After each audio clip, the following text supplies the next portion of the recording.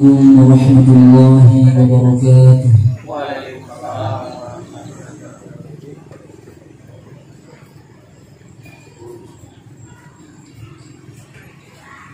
أعوذ بالله من الشيطان الرجيم.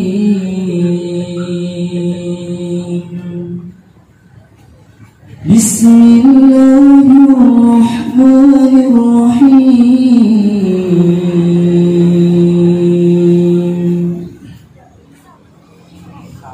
كما أرسلنا فيكم رسولا منكم يتلو عليكم آياتنا ويزكيكم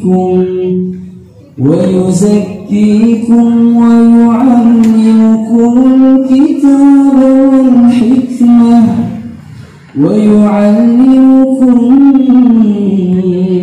ما لم تكونوا تعلمون.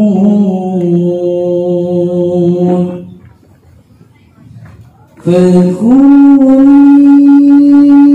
أذكركم واشكروا لي ولا تكفرون.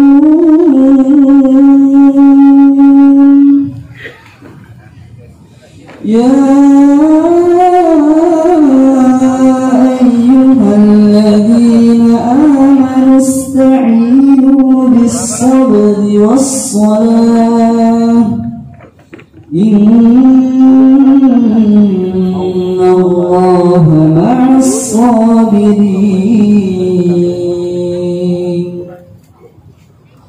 ولا تقولوا لمن يقتل في سبيل الله أموات بل أحياء ولكن لا تشعرون.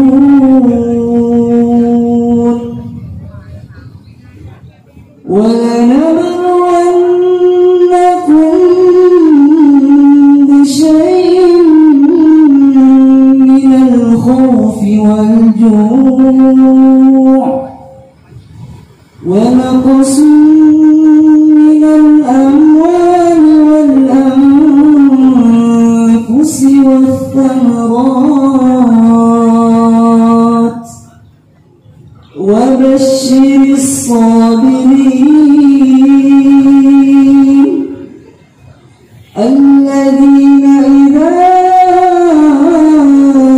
أصابتهم مصيبة قالوا